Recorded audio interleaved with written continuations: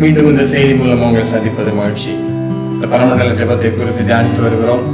இந்த பரமண்டல ஜபத்தை கடைசி செய்தியாக இந்த செய்தியை நாம் பார்க்க போகிறோம். உங்களோட அனுதின ஜபத்தில் பரமண்டல ஜபத்தை நீங்கள் ஒழுங்காக செய்யும்படி உங்களை உற்சாகப்படுத்துகிறேன். ஏன்னா பரமண்டல ஜபம் அவ்வளோ ஒரு ஆழம் நிறைந்த ஒரு ஜபம். நம்முடைய ஜப வாழ்க்கைக்கு எப்படி ஒரு மாடல் ஆண்டவர் கொடுத்துருக்க அந்த மாடல் அடிப்படையில் நம்ம ஜப வாழ்க்கை இருக்க வேண்டும். அல்லாமல் நீங்கள் எத்தனை மணி நேரம் கிடந்து எவ்வளோதான் கூச்சலிட்டாலும் ஆண்டவர் அதெல்லாம் ரசிக்கிறவர் அல்ல. தயவுசெய்து இந்த பரமண்டல ஜபத்தை கற்றுக்கொள்ளுங்கள். அநேகர் ஒருவேளை இதை ஒரு செத்த பாரம்பரியமாக செய்து கொண்டிருக்கிறார்கள். அதுவும் சரியான காரியம் கிடையாது. இந்த பரமண்டல ஜபத்தை உணர்ந்து புரிந்து அதனுடைய ஆழங்களை தெரிந்து ஜெபிப்போமானால் அது வல்லமை உள்ளது. உங்களுடைய குடும்ப ஜபங்கள், திருப்பியும் சொல்கிறேன், முந்தைய காலத்தில் சொல்லுவாங்க குடும்ப ஜபங்களை ராத்திரி எல்லாரும் சேர்ந்து பண்ணுங்கன்னு. இப்போ மீண்டும் உங்களை உற்சாகப்படுத்துகிறோம். இப்போ இருக்கிற காலத்துக்கு இந்த ராத்திரி மாத்திர குடும்ப ஜபம் பத்தாது. காலையிலையும் குடும்ப ஜபம் நீங்கள் ஆரம்பிக்கணும், ராத்திரியிலும் குடும்ப ஜபம். அது இல்லாமல் தனி ஜபங்கள், முடிந்தவர்கள் 3 வேளையாக தனி ஜபம் பண்ணுங்க. அந்த எல்லா ஜபத்துலையுமே நீங்கள் அந்த பரமண்டல ஜபத்தை நீங்கள் சொல்கிறத தயவுசெய்து யாரும் அதை நீங்கள் அசட்டை செய்ய வேண்டாம். இதெல்லாம் படிங்க. குறிப்பாக இந்த பெந்தேகோஸ்தே சபைக்கு போகிறவங்களுக்கு பரமண்டல ஜபம் என்னன்னே தெரியாது. நிறைய நேரத்தில் நிறைய இடங்கள்ல நாங்கள் ஜபம் பண்ணும்போது மற்ற டைம்லலாம் ரொம்ப அல்லலுயா ஊன்வாங்க. நாங்கள் எப்போவுமே ஜபத்தை முடிச்ச உடனே பரமண்டல ஜபத்தை சொல்லும் போது சைலண்ட் ஆகிறத பார்த்துருக்கேன். அவங்களுக்கு ஜபம், அந்த பரமண்டல ஜபம் என்னன்னு தெரியாது. ஒருவேளை இதை சிலர் பாரம்பரியத்துக்காக சொல்கிறதுனால இவங்க விட்டாங்களா என்னன்னு தெரில. ஆனால் ஏதோ வேதத்தில் இருக்குது, அதை நம்ம கை கொள்றதுக்கு வேதம் கற்பித்து தருகிறது, எந்த சபையும் கற்பித்து தருகிறது கிடையாது. அதனால் இந்த பரமண்டல ஜபத்தை தயவுசெய்து நீங்கள் கருத்தாக நீங்கள் ஜபிங்க, அந்த பரமண்டல ஜபத்தில் இருக்கிற காரியங்களை வைத்து. இன்றைக்கு நான் பார்க்க போகிறது மத்தேயு, அதனுடைய கடைசியாக மத்தேயு 6ஆம் அதிகாரம் 13ஆம் வசனத்தில், எங்களை சோதனைக்குட்பட பண்ணாமல் தீமை நின்று எங்களை ரட்சித்துக் கொள்ளும் ராஜ்யம் வல்லமை மகிமை என்றென்றைக்கும் உடையவைகளே ஆமீன் என்பதை அது ஆங்கிலத்தில் வாசிக்கிறோம். and lead us not into temptation but deliver us from evil. அந்த ஈவில்ன்ற வார்த்தை குறித்து கொஞ்சம் கூட சில மொழிபெயர்ப்பில் பார்த்தீங்கன்னா தி டெவில்னே வருது. சில நேரத்தில் தி டெம்ப்டர், தி ஈவில் ஒன். எங்களை சோதனைக்கு பிரவேசிக்க பண்ணாமல், இந்த வார்த்தை ரொம்ப ஒரு ஆழமான ஒரு வார்த்தை. சோதனைகள் நிறைய விதத்தில் இருக்குது, நல்லா புரிந்து கொள்ளுங்கள். நீங்கள் நல்லா கொஞ்சம் கூட இந்த ஜபத்தை தெரியணும்னா ஒரு குறைந்த ஒரு 4 விதமான சோதனைகள் பைபிளில் உள்ளதை நீங்கள் பார்க்கலாம். இங்கிலீஷில் டெம்ப்டேஷன்ற வார்த்தை போட்டிருக்குது, தமிழில் சோதனை இல்லை சோதனைகள், பாடுகள், உபத்திரவங்கள், இப்படி எல்லாமே அது ஒரு கேட்டகரியில் வரும். ஆனால் இந்த இடத்துல ஆண்டவர் சொல்லக்கூடிய சோதனை, எங்களை சோதனைக்கு பிரவேசிக்க பண்ணாமல், இது பாவ சோதனைகளை குறிப்பிடுகிற வார்த்தை. ஏன்னா பாவ சோதனையில் நான் விழுந்து பிசாசினால் நான் சீரழிக்கப்படக்கூடாது, அதுதான் இதனுடைய அர்த்தம். பாவ சோதனை மனுஷனுடைய வாழ்க்கையில் இருக்கிற பெரிய சோதனை பாவ சோதனை. ஏற்கனவே சொன்ன மாதிரி சோதனைகளில் நிறைய விதங்கள் இருக்குது. அதில் முதலாவது ஒன்று என்னன்னா, இந்த ஜபத்தில் சொல்லப்பட்டது போல பாவ சோதனைகள், தேவனை விட்டு விலகி போய் பாவ சோதனைகளில் விழுந்து பிசாசினால் சீரழிக்கப்பட்ட ஒரு வாழ்க்கை, இது ஒரு வகை சோதனை. 2வது சோதனை, தேவனை அறிந்திருந்துமே சுய இச்சையினாலே சிக்குண்டு சோதிக்கப்படுதல், இது ஒரு வகை. ஆனால் தேவனை தெரிந்தவங்க தான் ஜெபத்துக்கு போகிறவங்க, சர்ச்சுக்கு போகிறவங்க, பைபிள் படிக்கிறவங்க, ஜோமனும் எல்லாம் சொன்னால் சுய இச்சையினாலே சிக்குண்டு சோதிக்கப்படுகிற ஒரு வகை. இன்னொரு வகை என்னன்னா, தேவனே தம்முடைய கரத்தினால் நம்மை மூடி மறைத்து வைத்து சில சோதனைகளை வாழ்க்கையில் அனுமதிப்பார், நம்மை சீர்படுத்தும் பொருட்டாக, நாம் அவருடைய பரிசுத்தத்துக்கு பங்குள்ளவர்கள் ஆகும் பொருட்டாக தேவனை அனுமதிக்கிற சோதனை ஒன்று. இன்னொரு சோதனை 4வது என்னன்னா, நீங்க தேவனுடைய சித்தத்தை நிறைவேற்றும் போது ஏற்படுகிற சோதனைகள். இந்த சோதனைகளை நீங்க எல்லாம் வித்தியாசப்படுத்தி பார்க்கணும். இன்னைக்கு எல்லாருமே ஒருவேளை பிரசங்கத்தில் பொதுவாக சொல்லிடுவாங்க, நமக்கு அநேக உபத்திரம் வழியாக நாம் தேவ ராஜ்யத்தில் பிரவேசிக்க வேண்டும் சொல்லி. ஐயா, இது என்ன வகை உபத்திரம் உங்களுக்கு வந்திருக்கு, இதை புரிந்து கொள்றீங்க. ஒருவேளை நீங்கள் இன்னைக்கு ஆறுதல் ஊழியங்களெல்லாம் சொல்லுவாங்க, நீங்கள் கலங்குகிறீங்க, வருத்தத்தோடு இருக்கிறீங்க, கண்ணீரோடு வந்திருக்கிறீங்க, பிரச்சனைகளோடு இருக்கிறீங்க, பலவிதமான சோதனைகள் உங்களை சூழ்ந்திருக்கிறது, ஆண்டவர்களை விடுதலை செய்ய போகிறார். அதெல்லாம் சில நேரத்தில் ஆண்டவரை அனுமதித்த சோதனைன்னா நீங்கள் ஒன்றும் பிரயோஜனம் இல்லை. நீங்கள் எங்கெங்கே திருந்தணுமோ, எங்கெங்கே மாறணுமோ, எங்கெங்கே ஒப்பு கொடுக்கணுமோ அதெல்லாம் சரிப்படுத்தி ஆக வேண்டும். ஏன்னா ஆண்டவர் நிறைய நேரத்தில் அவருடைய சித்தத்தை செய்யும்போது சில சோதனைகள் நான் சொன்னேன். ஏன்னா சீஷர்கள் பார்த்தீங்கன்னா ஆண்டருக்காக நிற்கும் பொழுது, அப்போஸ்தலர்ல நான் 5ஆம் அதிகாரம் 40ஆம் வசனத்திலிருந்து வாசிக்கிறேன். அப்போஸ்தலர் 5ஆம் அதிகாரம் 40ஆம் வசனத்திலிருந்து, அப்பொழுது அவர்கள் அவனுடைய யோசனைக்கு உட்பட்டு அப்போஸ்தலரை வரவழைத்து அடித்து இயேசுவின் நாமத்திற்காக பேசக்கூடாது என்று கட்டளையிட்டு அவர்களை விடுதலையாக்கினார்கள். அவருடைய நாமத்திற்காக தாங்கள் அவமானம் அடைவதற்கு பாத்திரராக எண்ணப்பட்டபடியினால் சந்தோஷமாய் ஆலோசனை சங்கத்தை விட்டு புறப்பட்டு போய் தினந்தோறும் தேவாலயத்திலே வீடுகளில் இடைவிடாமல் உபதேசம் பண்ணி இயேசுவே கிறிஸ்து என்று பிரசங்கித்தார்கள். இந்த சீஷர்களுடைய வாழ்க்கையில தேவ சித்தம் நிறைவேற்றும் போது வரக்கூடிய சோதனைகள். அந்த சோதனைகள் வரும்போது அவர்களுடைய மனநிலை எப்படி இருந்ததுன்னா, அவர் நாமத்திற்காக பாடுகளையும் உபத்திரவங்களையும் சோதனையும் சகிப்பதற்கு ஒரு வாய்ப்பு கிடைத்ததுனால அவங்க சந்தோஷமா எண்ணினார்கள். சீஷர்கள் தேவ சித்தம் செய்யும் பொழுது இந்த உலகத்துல பல சோதனைகள் உண்டு. என்ன வேதத்தை வாசிக்கிறோம், அன்றையும் தேவ பக்தியாய் நடக்க மனதாக இருக்கிற யாவரும் துன்பப்படுவார்கள். ஆண்டவன் சொல்லிட்டாரு, இந்த உலகத்தில் உங்களுக்கு உபத்திரவம் உண்டு. இதெல்லாம் நமக்கு தெரிந்த வசனங்கள் தான். அப்போ சோதனைகளை நம்ம கொஞ்சம் அதை இனம் புரிந்து கொள்ள வேண்டும். இதனால சில நேரத்தில் தேவன் தன்னுடைய கருத்தில் வைத்து நமக்கு சில சோதனைகளை அனுமதிப்பார். அதை நம்ம புரிந்திருக்க வேண்டும். எப்படி ஆண்டவருடைய சித்தத்தை செய்யும்போது சில சோதனை உண்டு. அடுத்து தேவனே தம்முடைய கருத்தில் வைத்து, ஏன்னா நம்முடைய வாழ்க்கையில சில காரியங்களை சரிபடுத்துறதுக்காக. லூக்கா 22:31 பின்னும் கர்த்தர் சீமோனே சீமோன், இதோ கோதுமையை சுளகினால் புடைக்கிறது போல சாத்தான் உங்களை புடைக்கிறதற்கு உத்தரவு கேட்டுக்கொண்டான். நானோ உன் விசுவாசம் ஒளிந்து போகாதபடி உனக்காக வேண்டிக் கொண்டேன். நீ குணப்பட்ட பின்பு சகோதரரை சிறப்படுத்து. இங்க பேதுருவுக்கு ஒரு சோதனை தேவனே அனுமதிக்கிறார். ஏன்னா இவருக்குள்ள இருக்கிற ரொம்ப சுயம், நான் என்கிற காரியம்.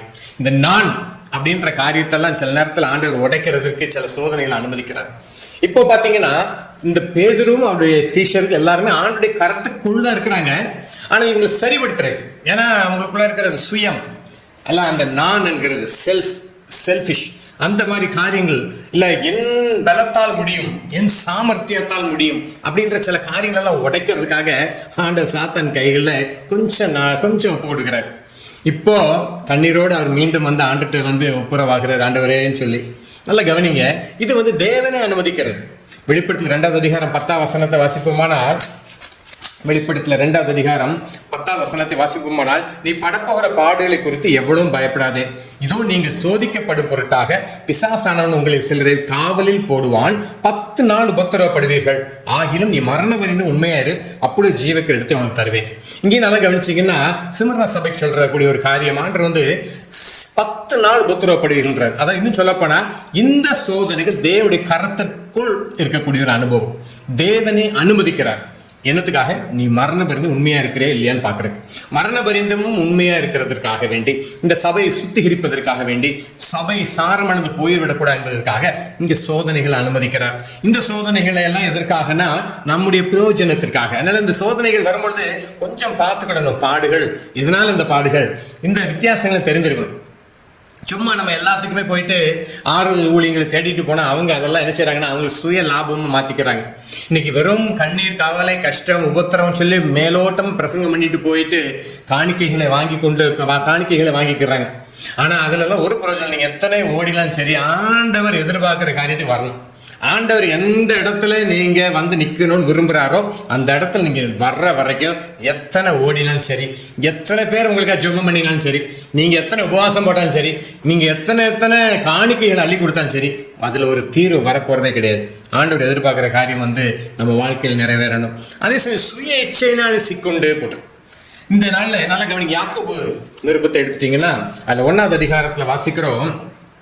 12 சோதனை சகிக்கிற மனுஷன் பாக்கியவான், அவன் உத்தமன் என்று விளங்கின பின்பு கர்த்தர் தம்மிடத்தில் அன்பு கூறுகிறவர்களுக்கு வாக்குத்தத்தம் பண்ணின ஜீவக்கிரீடத்தை பெறுவான். இந்த நல்ல கவனிங்க, இந்த சோதனை சகிக்கிற மனுஷன் பாக்கியவான்றது கட்டாயம் நான் சொல்ல முடியும். இது தேவன் அனுமதிக்கிற, அவருடைய கருத்திற்குள்ளாக வைத்து அனுமதிக்கிற சோதனை. இந்த சோதனை சகிக்கிற மனுஷனுக்கு ரிவார்டு உண்டு. ஏன்னா இப்ப அவன் தேவ சித்தம் செய்கிறதுனால உண்டாகிற சோதனையா இருக்கலாம், இல்ல ஆண்டவரே அவங்க உருவாக்குறார். ஏன்னா அந்த சோதனை வித்தியாசம். அவன் உத்தமன் என்று விளங்கின பின்பு ரொம்ப முக்கியம். நம்ம நிறைய நேரத்துல நம்ம ரொம்ப பர்ஃபெக்ட் நினைச்சுக்கிடுவோம். ஒரு பிரச்சனை வரும்போது தெரியும் நம்ம எவ்வளவு தூரம் வீக்கா இருக்கிறோம். சில நேரத்தில் நமக்கு நிறைய மார்க் போட்டுக்கிடுவோம். நம்ம எப்படியெல்லாம் இருக்கிறோம், எப்படியெல்லாம்னு ஒரு சூழ்நிலையில தான் கண்டுபிடிக்க முடியும். நிறைய நேரத்தில் நான் பார்த்துட்டு இருக்கிற ஊழியத்துல நல்லா பாடுவாங்க, நல்லா இருப்பாங்க. ஒரு சூழ்நிலையில தெரியும் இவங்களுக்குள்ள ஒண்ணுமே இல்லை, ஆவிக்குரிய ஒரு லட்சணம் இருக்காது. ஆனா இங்க நல்ல கவனிங்க, ஆண்டு சில நேரத்தில் சோதனை சகிக்கிற மனுஷன் பாக்கியவன், நான் உத்தமன் என்று விளங்கின பின்பு கர்த்தர் தம்மிடத்திலே அன்பு கூறுகிறவர்களுக்கு ஏன்னா இந்த சோதனை மத்தியிலும் அன்பு கூறுறாங்க இவங்க ஆண்டவர்கிட்ட தான். எவ்வளவு பிரச்சனை வந்தாலும் சரி, இந்த பிரச்சனையா ஆண்டவர் என்னை உருவாக்கிக்கிட்டு இருக்கிறாரு, என்னை நேசித்து என்னை எதையோ ஒரு காரியத்துல சரிப்படுத்துறாரு, அதனால இன்னும் நான் ஆண்டவரை உம்மிடத்துல அன்பு கூறுகிறேன் அப்படிதான் போட்டிருக்குது. அப்போ கர்த்தர் தமிழ் அன்பு கூறுகிறவர்களுக்கு வாக்குத்தத்தம் பண்ணப்பட்ட ஜீவ கிரீடத்தை பெறுவான். ஏன்னா அந்த ஜீவ கிரீடத்தை கொடுக்கறதுக்கு ஆண்டு சில ட்ரையல்ஸ் இல்ல டெம்டேஷன் சில நேரத்தில் போட்டாலுமே ட்ரையல்ஸ்ன்ற ஒரு வார்த்தை ஆங்கிலத்தில் உண்டு. ஆனா இந்த ஜீவ கிரீடத்தை பெறுகிறோம். ஆனா அடுத்த வசனம் என்ன சொல்றதுன்னா 13ஆம் வசனம் என்ன சொல்றதுன்னா, சோதிக்கப்படுகிற எவனும் நான் தேவனால் சோதிக்கப்படுகிறேன் என்று சொல்லாதிருப்பானாக. தேவன் பொல்லாங்கினால் சோதிக்கப்படுகிறவர் அல்ல, ஒருவனையும் அவர் சோதிக்கிறவரும் அல்ல. இந்த இது வித்தியாசமானது. அந்த 12ஆம் வசனத்துக்கு 13 நிறைய வித்தியாசம் இருக்கு. இங்கு சோதிக்கப்படுகிறவன், இந்த சோதிக்கப்படுகிறவன் நான் சொல்லக்கூடிய தன்னுடைய சுய இச்சையினாலே சிக்குண்டு சோதிக்கப்படுகிறவனுடைய காரியத்தை காட்டி கொடுக்குது.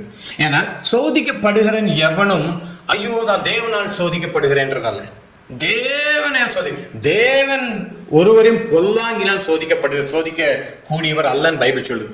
இன்னைக்கு ஒருவேளை உங்க பிள்ளைகள்கிட்ட ஒரு தப்பு வந்துருச்சு, கைகளினாலே ஒரு தப்பு பண்ணிட்டாங்க, இல்ல ஒரு பொருளை திருடி சாப்பிட்டாங்கன்னா கையில 2 அடி அடிப்பீங்க பெரம்பெடுத்து. இது நியாயமான சிக்ஷை, கையை வெட்டி எடுக்கிறது அல்ல. அப்ப அது வித்தியாசத்தை கண்டுபிடிச்சுக்கிடணும். ஆனா இங்க போட்டிருக்குது சோதிக்கப்படுகிற எவனும் நான் தேவனால் சோதிக்கப்படுகிறேன்னு சும்மா சொல்லாதீங்க. சில நேரத்தில் சிலருக்கு ஆண்டவர் மேல ரொம்ப வருத்தம், ஏன்னா இவங்க ரொம்ப பர்ஃபெக்ட் மாதிரியும் இவங்க ரொம்ப கரெக்டா இருக்கிற மாதிரியும் சில பிரச்சனைகளும் போராட்டங்களும் இந்த நாளில் வந்ததுனால அவங்களுக்கு ரொம்ப வருத்தம். ஆனா அதனுடைய காரணம் என்னதுன்னா, பைபிள் போட்டுக்கு 14ஆம் வசனத்துல அவனவன் தன் சுய இச்சையினாலே இழுக்கப்பட்டு சிக்குண்டு சோதிக்கப்படுகிறான்.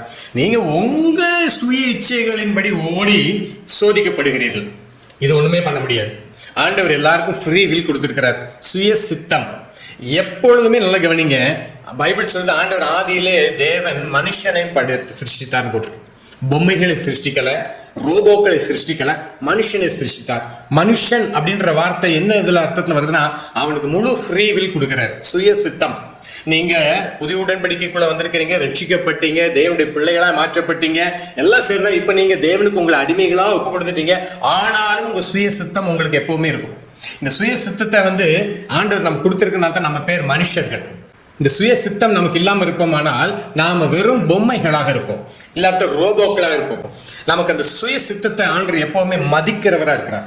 ஆனா இங்க நல்லா கவனிங்க, நீங்க சுய இச்சையின்படி இப்போ ட்ரெயின்ல பஸ்ல எல்லாம் போகும்போது பஸ்ல எழுதி போட்டிருப்பாங்க, வாகனம் போகும்போது கையை காலை வெளியே நீட்டாதீங்கன்னு.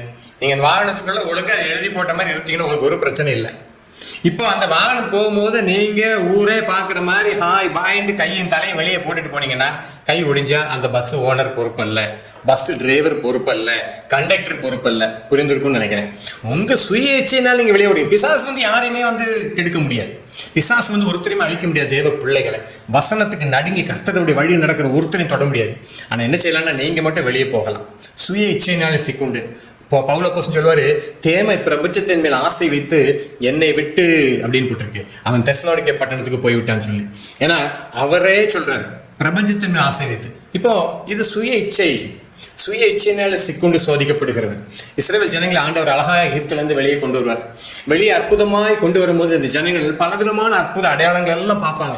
பலவிதமான அற்புத அடையாளங்கள் எல்லாம் பார்த்து வந்தாலுமே அவங்களுக்குள்ளாக இருக்கக்கூடிய சுய இச்சைகள். முதலாவது பார்த்தீங்கன்னா யாத்ராமம் 32வது அதிகாரத்தில் வாசிப்போம். யாத்ராமம் புஸ்தகத்தில் 32வது அதிகாரத்தில் வாசிப்போமானால் 1ஆம் வசனம் இப்படியா வாசிக்கிறோம். மோசே மலையிலிருந்து இறங்கி வர தாமதிக்கிறதை ஜனங்கள் கண்டபோது அவர்கள் ஆரோனிடத்தில் கூட்டம் கூடி அவனை நோக்கி, எகிப்து தேசத்தில் நீங்கள் அழைத்து கொண்டு வந்த மோசேக்கு என்ன சம்பவித்ததோ அறியோம், ஆதலால் நீர் எழுந்து எங்களுக்கு முன் செல்லும் தெய்வங்களை எங்களுக்காக உண்டு பண்ணும். நல்லா கவனிங்க, ஆண்டவர் மோசேக்கு மலையின் மேல் பல அழகான பிரமாணங்களை கொடுக்கிறார். 10 கட்டளைகளை, அந்த கற்பலகைகளை நல்லா வாசிச்சிங்கன்னா ஆண்டவரே அவர் கையினாலே அந்த பலகைகளை உண்டு பண்ணி அவர் விரல்களினாலே எழுதி கொடுக்கிறார். ஃபர்ஸ்ட் 10 கட்டளைகளை மோசே கையில.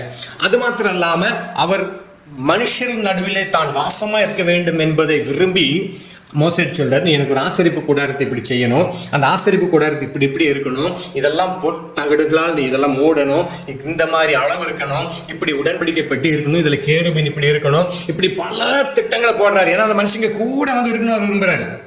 இப்போ அவங்களோட வாசம் செய்ய விரும்புகிறார். இப்போ எனக்கு என்று ஸ்தலத்தை ஆயத்தப்படுத்து அப்படின்னு சொல்லி அதை ஒன்னொன்னா காட்டி கொடுக்குறாரு. இந்த 31வது அதிகாரம் வரைக்கும் பார்த்தீங்கன்னா ஆண்டவர் அழகா சீனாய் மலையில மோசேக்கு ஒரு ஸ்கெட்ச் போட்டு கொடுக்குறாரு. இப்படி இப்படி இப்படி இப்படின்னு. ஆனால் 32வது அதிகாரம் 1ஆம் வசனம் வரும்பொழுது 40 நாள் தாண்டிடுச்சு. மோசே வரைக்கும் லேட் ஆனோன்னு இந்த ஜனங்கள் அவங்களுடைய புத்தி மாறுது. லேட் ஆனோன்னு புத்தி மாறுறது தான் நம்முடைய பெரிய குழப்பமே. ஏன்னா நிறைய நேரத்தில் நமக்கு ஆண்டவர் நமக்கு ஒரு பெரிய பிளான் போட்டுட்டு இருப்பார், பின்னாடி நமக்காக சில பெரிய திட்டங்களை போட்டுட்டு இருப்பாரு. தாமதம் ஆகுதுன்னு நம்மளுடைய புத்தி என்ன செஞ்சுட்டு மாறிடும். கை கெட்டினது வாய் கெட்டலன்னு சொல்லுவாங்களே, இந்த மாதிரி நம்ம ஆண்டவர் கடைசியில் நம்ம கையில் கொடுக்கிற நேரம் பார்த்து நம்ம அங்கே இருக்க மாட்டோம். நமக்கு அந்த காரியத்தை நிறைவேற்றுக்கிற நேரத்தில் பார்த்து நம்ம அதை இழந்து போயிருப்போம். ரொம்ப கஷ்டமாக இருக்கும். நல்லா கவனிச்சுக்கோங்க.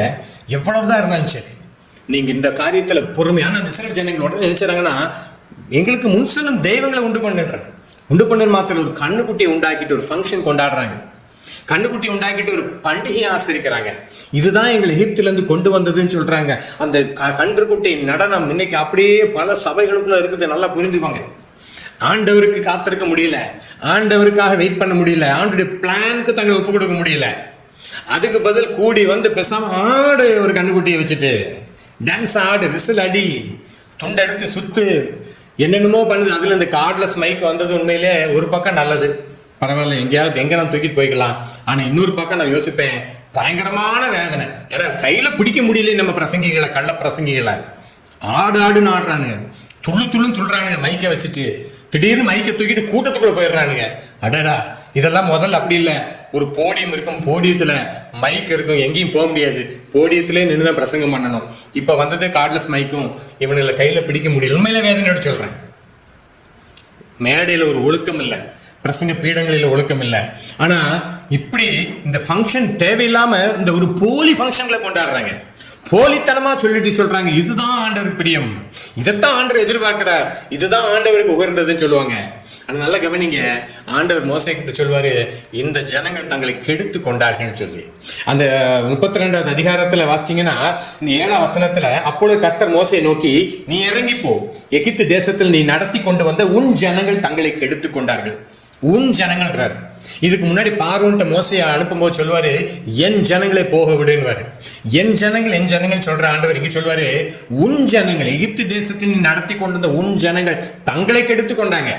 நல்லா கவனிங்க, சுய இச்சையினாலே தங்களை கெடுத்து கொண்டார்கள், தங்களை கெடுத்து கொள்றாங்க, தேவனுடைய திட்டத்திலும் தங்களை கெடுத்து கொள்றாங்க. அப்பவும் மோசே போய் கெஞ்சி அழுவார், ஆண்டவரே இந்த பாவத்தை நீங்க மன்னிங்க, கெஞ்சி கேட்பார். ஆனால் நல்லா கவனிங்க, நிறைய சீர்திருத்தம் கொண்டு வருவார். என்னன்னா நல்லா கவனிங்க, மோசையை பற்றி நம்ம சொல்கிறோம், மோசையின் ஊழியம் சீர்திருத்த ஊழியம். அந்த சீர்திருத்த ஊழியம் கொஞ்சம் கடினமானது. இன்னைக்கு அந்த சீர்திருத்த ஊழியத்தெல்லாம் செய்கிறதுக்கு யாருக்கும் விருப்பம் கிடையாது. ஏதோ கூப்பிட்டு 4 வார்த்தை நல்லா இருப்பாயின்ட்டு நம்ம இன்னைக்கு வேற மாதிரி போயிட்டு இருக்குது. ஆனால் மோசை என்ன செய்யறாருன்னா, ஃபர்ஸ்ட் அந்த கண்ணுக்குட்டியை சுக்குநூறா உடைக்கிறாரு. அந்த பொற்கண்ணுக்குட்டியை உடைச்சி அதை தண்ணியில் மிக்ஸ் பண்ணி எல்லாரும் குடிக்க வைக்கிறார். அடுத்து ஆரோனை கடிந்து கொள்றார், நீ பாவம் செய்திருக்கிற, நீ துரோகம் பண்ணிட்ட இந்த ஜனங்களுக்குன்னு சொல்லி கடிந்து கொள்றார். ஆரோன் வெலவெலத்துக்கு ஆடி சொல்லுவாரு, ஐயோ உம்முடைய கோபம் என் மீது மூழாது இருப்பதாக சொல்லி. நீங்க மெதுவாக அந்த யாத்திரை 32 படிங்க. கடிந்து கொள்ள வேண்டியது கடிந்து கொள்றார். அடுத்து சொல்றாரு, கர்த்தரின் பட்சத்து நிக்கிறது யாருன்னு கேட்கிறாரு. லேவி கோத்திரம் வரும். லேவி கோத்திரம் வந்தோன்னு சொல்லுவாரு, இந்த பண்டிகையில் இந்த கண்ணுக்குட்டி முன்னாடி கண்ணுக்குட்டி உண்டாக்க சொன்னது மாத்திரம் அந்த கண்ணுக்குட்டி கிட்ட கிடந்து டான்ஸ் ஆடினது யாருன்னு பார்த்து வீட்டுக்கு வீடு போய் நீங்க என்ன பண்ணுங்க, அத்தனை பேரும் கொண்டு போடுங்க. யாரை கொண்டு போடுறதா? நீங்க அதே இதுல 27ஆம் வசனம் வாசிச்சீங்கன்னா, அவன் அவர்களை நோக்கி, உங்கள் ஒவ்வொருவனும் தன் பட்டயத்தை அறையிலே கட்டி கொண்டு பாளையமெங்கும் உள்ளும் புறமும் வாசல் போய் ஒவ்வொருவனும் தன் சகோதரனையும் தன் சிநேகிதனையும் ஒவ்வொருவனும் தன் அயலானையும் கொன்று போட கடவன் என்று இஸ்ரவேலின் தேவனை கர்த்தர் சொல்லுகிறார். நல்லா கவனிச்சுக்கோங்க, ஃப்ரெண்டோ சகோதரனோ அயலானோ இந்த பாவம் செய்தவன் யாரெல்லாம் சரி கொன்று போடும். சீர்திருத்த ஊழியம் ரொம்ப கஷ்டமானது பார்த்துக்கோங்க. இதெல்லாம் செஞ்சு முடிச்சுட்டு இப்போ இந்த நேரத்தில் கிட்டத்தட்ட 3000 பேர் சங்காரம் ஆகுறாங்க. அதெல்லாம் செய்து முடிச்சு திருப்பி மோசே ஆண்டவர்கிட்ட போய் விழுந்து கிடக்கிறார். ஆண்டவரே இந்த ஜனங்களை மன்னித்தரலன்னு சொல்லி ஆண்டவர் சொல்றாரு, நான் யார் எனக்கு விரும்ப தப்பு பண்ணாங்களோ அவங்களுடைய கணக்கு நான் நிச்சயம் கேட்பேன்றாரு. ஏன்னா அந்த 32 அதிகாரத்தில் வாசிச்சிங்கன்னா 35ஆம் வசனத்தில், ஆரோன் செய்த கன்றுக்குட்டியை ஜனங்கள் சேவித்தது நிமித்தம் கர்த்தர் அவர்களை உபாதித்தார்னு போட்டிருக்கு. சுய இச்சையினாலே சிக்குண்டு உபாதிக்கப்படுகிறது, வேதனைகளுக்குள்ள போகிறது. இது ஒரு பக்கம் சோதனை. அதே மாதிரி இதே இஸ்ரவேல் ஜனங்கள் என்ன செய்றாங்கன்னா, அடுத்தும் பார்த்தீங்கன்னா 8ஆம் 25ஆவது அதிகாரத்துக்கு வரும்போது பார்த்தீங்கன்னா திரும்ப இடையில நிறைய நேரத்தில் செய்வாங்க தவறுகள். ஆனால் இந்த எண்ணாம் 25 வரும்போது பார்த்தீங்கன்னாலும் இதே காரியத்தை செய்வாங்க. எண்ணாம் 25:1 இஸ்ரவேல் சித்தீமில தங்கியிருக்கையில் ஜனங்கள் மோவாபின் குமாரத்திகளோட வேசித்தனம் பண்ண தொடங்கி. இதுவும் ரொம்ப வருத்தமானது. ஆனால் அதே சமயம் ஆண்டவர் உங்களுக்கு பின்னாடி பார்த்தீங்கன்னா அழகான காரியம் செஞ்சுட்டு இருப்பார். இந்த அதிகாரத்தை நல்லா புரிந்து கொள்ளுங்கள். இதுக்கு முந்தின 23வது அதிகாரம் 24வது அதிகாரம் பார்த்தீங்கன்னா பீலியாம்ன்ற ஒரு கள்ள தீர்க்கதரிசி இந்த இஸ்ரவேல் ஜனங்களை சபிக்கும்படியாக பாலாக் என்பவன் அவனுக்கு கூலி கொடுத்ததுனால மலையா ஏறிட்டு இருப்பான். ஒவ்வொரு மலையில ஏறி நின்று இஸ்ரவேல் ஜனங்களை சபிக்கிறதுக்காக ஆண்டவர் பார்த்தீங்கன்னா ஒவ்வொரு சாபத்தையும் ஆசீர்வாதமாக மாற பண்ணுவார். இவன் வாயில சபிக்கணும்னு வாயை திறக்கிறான், ஆனால் வெளியே வரும்போது ஆசீர்வாதமாக வருது. இவன் சபிக்கணும்னு எவ்வளவோ ட்ரை பண்ணுறான், என்னென்னமோ முயற்சியெல்லாம் பண்ணினாலும் அதெல்லாம் நடக்கலை. இது எதுவுமே இந்த இஸ்ரவேல் ஜனங்களுக்கு தெரியவே தெரியாது. இவங்க பாட்டுக்கு நிம்மதியாக இருக்கிறாங்க. ஆண்டவர் அவங்களுக்கு பின்னாடி யுத்தம் பண்ணிக்கிட்டு இருக்கிறார்.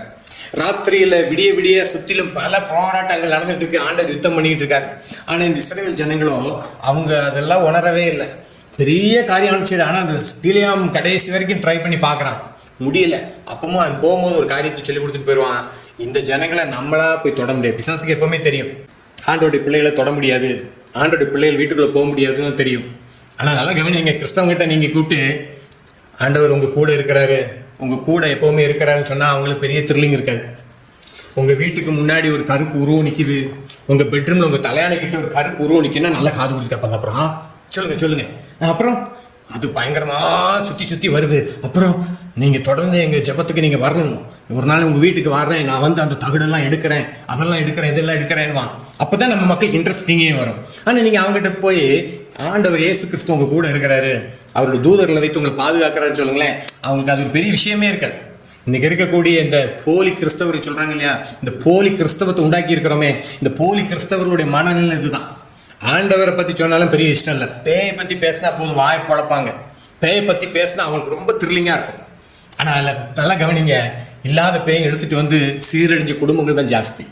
இல்லாத பிசாசின் கிரியைகளெல்லாம் இழுத்துட்டு வந்து நாசமடைந்த குடும்பங்கள் ஏராளம். தயவுசெய்து நல்லா கவனிங்க, இந்த இஸ்ரவேல் ஜனங்கள் செய்த அந்த முரட்டாட்டத்தை பண்ணாதீங்க. ஆண்டவர் வந்து தன்னுடைய பிள்ளைகளை விசேஷமாக வெயில் அடைப்பார். ஒருத்தவங்க சொன்னாங்க, நான் அடிக்கடி தண்ணி தெளித்து ஜெபம் பண்ணிக்கிட்டே இருப்பேன். நாங்கள் கேட்கறதுக்கு நல்லா தான் இருந்துச்சு. அவங்க சொல்கிறாங்க, எப்போ நான் தெளிச்சிருவேன், ஒவ்வொரு டைம் நான் தெளிச்சிருவேன். நான் சொன்னேன், நீங்கள் இப்படி தெளிக்கிறதே பயத்தின் அடையாளம் அப்படின்னு, தயவு செஞ்சு இதை விட்டுருங்க அப்படின்னு. இப்படி தெளிக்கிறீங்க, எதுக்கு எடுத்தாலும் தண்ணி தெளிக்கிறீங்க, ஜெபம் பண்ணி இப்படி பைபிள் எங்கேயும் கிடையாது. ஆனால் இந்த நீங்கள் இப்படி பண்ணுறதை பார்த்தா மற்றவங்க நல்லா தான் சொல்லுவாங்க, சிஸ்டர் நீங்கள் கரெக்டாக செய்கிறீங்க. நான் சொல்கிறேன், இது பயத்தின் வெளிப்பாடு. உங்களுக்குள்ள இருக்கிற பயம் இது பேய்க்கு உள்ள வர வழி தான் உண்டு பண்ணி கொடுக்கும், இது பேயை வரட்டாதுன்னு. உண்மையிலே அவங்க அப்புறம் யோசிச்சாங்க, ஆமாம் உண்மைதான், இது ஒரு பயத்தின் வெளிப்பாடு தானே. நல்லா கவனிச்சுக்கோங்க, ஆண்டவர் கூட இருக்கிறான்ற தயவு செஞ்சு மறந்துடுறாங்க. ஆனால் எப்போ இந்த வசனத்தின்படியாக உத்தமமாக நீங்கள் தெய்வனோடு கூட நடக்கும்போது ஆண்டவர் கூட இருக்கிறார். ஆனால் அதே சமயம் இந்த இஸ்ரவேல் ஜனங்களுக்கு பார்த்தீங்கன்னா பீலியாமுக்கு தெரிஞ்சிச்சு நம்ம போய் தொட முடியாது. ஆனால் ஒன்று செஞ்சால் போதும், இந்த ஜனங்களை அந்த வேலியை விட்டு இவங்களை வெளியே வரவை, இவங்களை வெளியே. ஏன்னா அவனவன் சுய இச்சையினால் சிக்குண்டு சோதிக்கப்படுறான்னு போட்டிருக்கு இல்லையா. அப்போ இவங்களை வைக்கணும்னு அந்த மோவாபிய ஸ்திரீகளை அனுப்பி விடுறான். அந்த வந்து ஃபங்க்ஷனுக்கு கூப்பிடுறாங்க, எங்கள் ஃபங்க்ஷனுக்கு நீங்கள் வாங்க, நாங்கள் ஒரு கிராண்ட் ஃபங்க்ஷன் ரெடி பண்ணியிருக்கிறோம், பெரிய பண்டிகை வச்சிருக்கிறோம், வாங்கன்னு சொல்லி கூப்பிட்ட உடனே அவங்க போய் அந்த ஃபங்க்ஷனில் போய் அந்த விக்கிரகங்களுக்கு பலியிட்டதெல்லாம் புசிக்கிறாங்க. அந்த மோவாபிய ஸ்திரீகளோட விபச்சாரம் பண்ணுறாங்க. ஆண்டவருடைய கோபம் பற்றி எரிய ஆரம்பிக்கிறது. ஆண்டோடைய கோபம் பற்றி எரியுது. இந்த சம்பவத்தில் பார்த்தீங்கன்னா கிட்டத்தட்ட 24,000 பேர் செத்து மடிஞ்சிருப்பாங்க. பெனகாஸ் ஈட்டியை ஓங்கி 2 பேரை குத்தி கொன்னது நிமித்தம் அந்த வாதை நின்றுச்சு. ஆனால் அதுக்குள்ளே 24,000 பேர் செத்துருப்பாங்க. அப்போ நம்ம தன் சுய இச்சையினாலே சிக்கொண்டு சோதிக்கப்படுகிறான், சுய இச்சையினாலே. அப்போ இதையும் நீங்கள் புரிந்து கொள்ள வேண்டும். சோதனைகளில் எந்த விதத்தில் இருக்குன்னு ஒன்று தேவ சித்தம் செய்யும் போது வரக்கூடிய சோதனை. அடுத்ததாக தேவனே தம்முடைய கரத்தில் மூடி வைத்து ஆண்டவர் சொல்லுவார், ஆண்டவரே பேதுரை பார்த்து சொல்லுவார் இல்லையா, சாத்தான் உத்தரவு கேட்டு கொண்டான்னு சொல்லி. அப்படி ஆண்டவர் சில நேரத்தில் அனுமதிப்பார். அடுத்தது சுய இச்சையினாலே சிக்கொண்டு. ஆனால் இந்த மத்தேயு 6வது அதிகாரத்தில் சொல்லப்படுகிறது, எங்களை சோதனைக்கு பிரவேசிக்க பண்ணாமல். இது வந்து பாவ சோதனைகள். பாவ சோதனைகளில் விழுந்து பிசாசினாலே நான் அழிக்கப்பட்டு போய்விடக்கூடாது. பாவ சோதனைகள். அப்போ நல்லா கவனிச்சுக்கோங்க, நமக்குள்ளாக இந்த பாவங்கள், இந்த பாவ கிரிகள், இது ஒவ்வொரு நாளும் தற்பரிசோதனை செய்து நாம் நடக்க வேண்டும். பாவத்தை குறித்ததான ஒரு கான்சியஸ் நமக்கு இருக்கணும். அதனால தான் சங்கீதக்காரன் ஜெபிக்கிறார், எனக்கு உணர்வை தாரும் ஆண்டவரேன்னு சொல்லி. இப்போ இவர் கேட்கிறார், இந்த ஜெபத்தில் நீங்கள் ஆண்டவரே எங்களை சோதனைக்கு பிரவேசிக்க பண்ண பாவத்தை குறித்தான உணர்வு தாங்க, பாவத்தை குறித்ததான ஒரு விழிப்புணர்வு எனக்கு தாங்க. ஏன்னா பாவத்தில் விழுந்து பாவத்தின் விளைவினாலே பிசாசினாலே நான் சீரழிஞ்சு போயிடக்கூடாது. ஏன்னா எங்களை சோதனைக்கு உட்பட பண்ணாமல் தீமையை நின்று ரட்சித்துக் கொள்ளும். நல்லா கவனிச்சுக்கோங்க, தீமைக்கு எப்போ இடம் கிடைக்கும்னா என்னைக்கு பாவ சோதனைக்கு நீங்க உள்ள துணிஞ்சு போறீங்களோ. ஏன்னா எபிரேயர்ல வாசிக்கிறோம், சத்தியத்தை அறிகிற அறிவை அடைந்த பின் மனப்பூர்வமாய் பாவம் செய்கிறவர்களா இருந்தால் பாவங்கள் நிமித்தம் செலுத்தத்தக்க வேற ஒரு பலி இல்லைன்னு போட்டிருக்கு. ஏன்னா துணிகரமான பாவம். ஏன்னா இந்த பாவ சோதனை நான் விழுந்துடக்கூடாது. அந்த பாவத்தை குறித்து எனக்கு உணர்வை தாங்க. பாவம் இது, பாவம் பரிசுத்தம் இதுன்ற ஒரு சிந்தை எனக்கு தாங்க. பாவத்தில் சோதனைக்குள் பிரவேசிக்க பண்ணாமல் அன்றை நான் அந்த பாவ சோதனை விழுந்து விடாமல் தீமை நின்று தீயோனிடமிருந்துன்னு போட்டிருக்கு. இப்போ இருக்கக்கூடிய ஒரு எடிஷன்ல பார்த்தீங்கன்னா தமிழ் பைபிளில் தீயோனிடமிருந்து எங்களை விலக்கி காத்துறது. தீயோன், ஏன்னா பாவ சோதனை வராமல் தீயோனால வர முடியாது. அப்போ முதல்ல எங்க கேட்டுறாங்க ஜெபத்தில், இங்க சோதனைக்கு உட்பட பண்ணாமல், இல்லைன்னா பாவ சோதனைக்கு உட்பட பண்ணாமல். 2 பேதுருல 2வது அதிகாரம் 9ஆம் வசனத்தை நான் வாசிக்கிறேன். 2 பேதுரு 2வது அதிகாரம் 9ஆம் வசனத்தை வாசிப்போமானால், கர்த்தர் தேவபக்தி உள்ளவர்களை சோதனை நின்று ரட்சிக்கவும் அக்கிரமக்காரரை ஆக்கணைக்குள்ளானவர்களாக நியாய தீர்ப்பு நாளுக்கு வைக்கவும் அறிந்திருக்கிறார். இப்போ அந்த லோத்துவினுடைய வாழ்க்கையை வைத்துட்டு இதுக்கு முந்தின வாசிக்கிறோம். லோத்து அந்த ஒரு பட்டணத்தில் இருந்தாலுமே அந்த பட்டணத்தினுடைய பாவ சோதனைகளை அவர் மேற்கொள்ளுகிறார். அவர் இருந்த இடம் தப்பான இடம், எடுத்த முடிவு தப்பு, எல்லாம் தப்பு தான். ஆனா ஒரு காரியம் மட்டும் அவர்கிட்ட இருந்துச்சு, என்னதுன்னா அங்கிருந்து அந்த பாவ இச்சைகளுக்கு இவர் விலகி இருந்தார். எபிரேயர்ல அதான் வாசிக்கிற, எங்களை நெருக்கி நிற்கிற எல்லா பாவங்களையும் உதறி விட்டு விசுவாசத்தை தோக்கு. நீங்க நம்மளை சுற்றி ஏகப்பட்ட பாவ சோதனைகள், விபச்சாரங்கள், வேசித்தனங்கள், காம விகாரங்கள், மொபைல் ஃபோன் எடுத்துட்டாலும் ஏகப்பட்ட அருவருப்புகள். எப்படி நல்ல கவனிங்க, எப்படினாலும் மொபைல் ஃபோன் ஓப்பன் பண்ணிட்டீங்கன்னா ஒரு அசுத்தத்தையும் ஒரு பாவ காரியத்தையும் பார்க்காம அதை நீங்க ஆஃப் பண்ணவே முடியாது. அப்படி ஒரு கொடூரமான காலம். இதே மொபைல் ஃபோன் மூலமாக நிறைய அடைக்கப்பட்ட நாடுகள், இரும்பு திரைகள் போடப்பட்டிருக்க நாடுகளுக்கு வசனம் அழகா போய் சேருது. வசனம் அழகா போய் சேருது, ஒன்று நல்லது. ஆனால் அதே சமயம் இதில் இருக்கிற அளவுக்கு பாவ இச்சை சோதனைகள், இன்னைக்கு இதில் இருக்கிற இச்சைகளை பார்த்து பார்த்து மனுஷங்கள்லாம் காம வெறி பிடித்து திரியிறாங்க. வெளியில காம வெறியில திரியிறாங்க, பசங்க காம வெறி பிடித்து திரியிறாங்க. ஒரு பாதுகாப்பு இல்லாத சமூகம். கர்த்தரை அண்டிக் கொள்ளுகிறவங்களுக்கு மாத்திரம், கர்த்தர் தேவபக்தி உள்ளவர்களை சோதனை நின்று ரட்சிக்கவும் லோத்துவையும் லோத்தின் குடும்பத்தையும் ஆண்டவர் கிருபையாய் பாதுகாத்தார். அந்த பொல்லாத மனுஷர்கள் நடுவில், பொல்லாத இச்சை பிடித்த ஜனங்கள் நடுவில் இருந்து பாதுகாத்தார். இந்த கடைசி நாளில் ஆண்டவர் நினைச்சாரு, இந்த பாவ சோதனைக்குள் நம்ம விழுந்து விடக்கூடாது, பாவ இச்சைகளுக்குள்ள விழுந்து விடக்கூடாது. ஆனால் இயேசு கிறிஸ்து தம்முடைய சீஷர்களை அனுப்பும்போது அவங்களை எல்லாரும் 70 பேர் அனுப்புகிறார் ஊழியத்தை அனுப்ப. எல்லாரும் 2 பேராக அனுப்புகிற டீம் ஒர்க். அதனால இந்த பரமண்டல ஜெபத்தை நீங்கள் பார்த்தீங்கன்னா தனி ஜெபம்னு சொல்கிறத விட இது ஒரு டீம் ஜெபம். எங்களை சோதனைக்குள் எங்களைன்னு வரும். அவங்க டீமாக 2 பேராக போவாங்க. சாத்தான் மின்னலை போல வானத்தில் விழுதான். ஏன்னா லூக்கா 10வது அதிகாரம் மெதுவாக படிச்சு பார்த்தீங்கன்னா தெரியும். அவங்க போய் ஊழியம் செய்கிறதால சாத்தான் மின்னலை போல வானத்தில் விழுகிறான்னு சொல்லிட்டு ஆண்டு சொல்கிறார். அதுக்கப்புறம் இதோ சர்ப்பங்களையும் தேள்களை மிதிக்கவும் சத்துரின் சகல வல்லமை மேற்கொள்ள அதிகாரம் கொடுக்குறேன். அப்போ இந்த ஒரு ஜெபம், அது ஒரு குழு ஜெபம், டீம் ஜெபம். ஜெபம் நான் தனியாக அப்படின்லாம் இல்லை, ஒரு டீம் இருக்கணும். உங்களுக்கு ஒரு நல்ல ஒரு ஆவிக்குரிய ஐக்கியம் இருக்கணும், தேவ பரிசுத்தவான்களோட ஒரு ஐக்கியம் இருக்கணும், நல்ல தேவ பிள்ளையோட ஐக்கியம் இருக்கணும். திருப்பி சொல்கிறேன், உங்களை முகஸ்துதி பேசிக்கிட்டே இருக்கிறவங்களோட ஐக்கியம் வைக்காதீங்க, ஓடி போயிருங்க. அடுத்து கபட்டு இருதயத்தோடு இருக்கிறவங்களை விட்டு ஓடி போயிருங்க. வேற வழியே இல்லை. எல்லாரையும் ஆண்டு நேசிக்க சொன்னாரு, நேசிப்போம், எல்லாம் சரிதான். ஆனால் நம்ம ஆத்மா ரொம்ப முக்கியமானது. நாம அநேக ஆத்மாக்களை காப்பாற்றணும்னா முகஸ்துதி பேசுகிற ஆட்களையும் கபட்டு இருதயங்களை விட்டு விலகி தான் இருக்கணும். ஆனால் உங்களுக்கு அதே சமயம் உண்மையான நல்ல ஒரு ஃபெல்லோஷிப். நீங்க தப்பு பண்ணுனா, நீ பாவம் செய்தாய், நீ தப்பு பண்ணியிருக்கிறேன்னு சொல்லணும். தப்புன்னு சொல்ல தெரிஞ்சிருக்கிற ஒரு மோசை எப்படி ஆர்வலப்பா சொல்றாரு, நீ இந்த ஜனங்களை நிர்வாணமாக்கி வச்சிருக்கிற, நீ பண்ண ஊழியம் விளங்காத ஊழியம் பண்ணி வச்சிருக்கிற, இது ஊழியமா அட்டு ஊழியம்ன்றாரு. உண்மைதானே? கண்ணுக்குட்டியை உண்டு பண்ணிட்டு பண்டிகை வேற அனுசரிக்கிறாங்க. அப்போ கடிந்து கொள்ளுகிற இப்படி ஒரு மோசையை போல் ஆட்களோட நல்ல தொடர்பு வைங்க, ஐக்கிய வைங்க. ஆனா இயேசு கிறிஸ்து சொல்றாரு, கர்த்தர் தேவபக்தி உள்ளவர்களை என்ன செய்வாராம், சோதனை என்று ரட்சிக்கிறார். அதனால தான் 1 கொரிந்தியர்ல 10வது அதிகாரத்துல வாசிப்போமானால் 1 கொரிந்தியர் 10:13, மனுஷருக்கு நேரிடுகிற சோதனை அல்லாமல் வேற சோதனை உங்களுக்கு நேரிடவில்லை. தேவன் உண்மை உள்ளவராய் இருக்கிறார். உங்கள் திராணிக்கு மேலாக நீங்கள் சோதிக்கப்படுவதற்கு அவர் இடம் கொடாமல் சோதனை தாங்கத்தக்கதாக சோதனையோடு கூட அதற்கு தப்பிக்கொள்ளும்படியான போக்கையும் உண்டாக்குவார். இந்த வசனம் எல்லாருக்கும் தெரிஞ்சிருக்கும். துண்டா எடுத்து, ஆண்டவரே சோதிக்கப்படுகிறவர்களுக்கு நீர் உதவி செய்ய வல்லவர், சோதனையோடு கூட தப்பிக்கொள்ளும் போக்கை காட்டுகிறவர்கள் ஜெபம் பண்றவங்க ஏராளமான பேர் இருப்பீங்க. ஆனா இது எந்த கான்டெக்ட், இதனுடைய காரியம் என்னதுன்னா, தேவ நோக்கம் நிறைவேற்றுகிறதுல வரக்கூடிய சோதனைகள். தேவ நோக்கத்தை நிறைவேற்றுவதற்காக நீங்க எடுக்கிற முயற்சிகள் இருக்கு இல்லையா, தேவ நோக்கத்துக்காக நீங்க ஓடுமா வரக்கூடிய சோதனைகள் போட்டிருக்கு. மனுஷருக்கு நேரிடுகிற சோதனை. என்ன சோதனை போட்டிருக்குன்னா, இதுக்கு முன்னாடி பார்த்தீங்கன்னா இதே இஸ்ரவேல் ஜனங்கள் செய்த ஒவ்வொரு காரியங்களையும் போட்டிருப்பார் ஆண்டவர். ஒவ்வொரு தப்புகள், ஒவ்வொரு பாவங்களையும் போட்டிருப்பார். இதெல்லாம் போட்டுட்டு சொல்லுவாரு, மனுஷருக்கு நேரிடுகிற சோதனை அல்லாமல் வேற சோதனை உங்களுக்கு வரல, இது எல்லாருக்கும் வரதுதான். ஆனா என்ன செய்யுங்க, அந்த சோதனையில் நீங்க உண்மையா இருங்க. ஆனா போட்டிருக்குது, மனுஷருக்கு நேரிடுகிற சோதனை அல்லாமல் வேற சோதனை உங்களுக்கு நேரிடவில்லை. தேவன் உண்மை உள்ளவராக இருக்கிறார். அதை நம்ம மறக்கும் போது பிரச்சனையே. எப்ப சுய இச்சைகளுக்கு இடம் கொடுக்குறோம், தேவன் உண்மை உள்ளவராக இருக்கிறாரா இல்லையான்ற சந்தேகம் வருது. பிசாசு இயேசு கிறிஸ்துட்ட வந்து அதான் சொல்றான், நீர் இங்கிருந்து தாழ குதியும், அவர் மட்டும் தூதர்கள் கட்டளையிடுவார்னு சொல்லி இருக்குதே. அந்த தேவன் உண்மை உள்ளவராக இருக்கிறாரா இல்லையான்றதுல சந்தேகம் கலப்புறது. அடுத்து பார்த்தீங்கன்னா, இந்த கல்லுகளை அப்பமாக்கும்படி செய்யுங்க, ஏன்னா ஆண்டவர் உங்களை கைவிட்டு பட்டினியா போட்டுட்டாருன்ற ஒரு சந்தேகத்தை உண்டு பண்றது. இப்படி பல விதமான டெஸ்டிங். அடுத்து, என்னை நீ பணிந்து கொள்வீரானால், நீ நிறைய நேரத்தில் கிறிஸ்தவங்க பணிந்து கொண்டாங்க, நிறைய ஏதோ கிடைக்குது, பொருட்களும் பணமும் ஆஸ்தி ஐஸ்வர்யம், ஆனால் ஆத்மா செத்து போய் கிடைக்குது. அவங்க ஆத்மா நரகத்துக்கு நேரம் போயிட்டு இருக்குது. தயவுசெய்து மறந்துடுங்க. வருகிற எல்லா வருமானமும், வருகிற எல்லா பொருளாதாரங்களும், வருகிற எல்லா வசதிகளும் தேவனே தந்தார்னு உடனே கண்ணை மூடிட்டு யாரு ஸ்தோத்திரம் போறாங்க, அதையும் கண்டு கொள்றதுக்கு ஒரு அறிவு வேணும். இது யார் இடத்துல வந்தது? நல்லா கவனிங்க. கர்த்தருடைய ஆசீர்வாதமே ஐஸ்வர்யத்தை தரும், அதனோட வேதனையை கூப்பிட்டாருந்தது. நல்லா கவனிச்சுக்கோங்க. கர்த்தர் தந்ததா இல்லையான்னு எந்த இதையும் நீங்கள் எப்படி கண்டுபிடிப்பீங்கன்னா, அது வந்ததுக்கு அப்புறம் உங்களுக்கு வேதனை உண்டாயிருக்குன்னா அது கர்த்தர் தந்ததில்லை. நீ நிறைய பேருக்கு எல்லாம் வந்துருச்சு, வேதனை வந்துருச்சு, ஆனால் அவங்க சொல்றாங்க நான் கர்த்தருடைய நாமத்தின் பாடுகள், இதெல்லாம் கிடையாது. நல்லா கவனிச்சுக்கோங்க. ஆனால் இந்த இஸ்ரவேல் ஜனங்களுடைய வாழ்க்கையை குறித்து சொல்லிட்டு தான் அந்த 1 அதிகாரத்தில் மனுஷருக்கு நேரிடுகிற சோதனை எல்லாம் வேற சோதனை உங்களுக்கு என்ன செய்யல நேரிடலை. ஆனால் தேவன் உண்மை உள்ளவர். ஏன்னா என்ன, எப்படியா உங்கள் திராணிக்கு மேலாக நீங்கள் சோதிக்கப்படுவதற்கு அவர் இடம் கொடாமல் சோதனையை தாங்கத்தக்கதாக சோதனையோடு கூட அதற்கு தப்பிக்கொள்ளும்படியான போக்கையும் தருவார். சொல்லிட்டு தான் போட்டு ஆகியால்னு போட்டிருக்கு. முடியல வசனம்.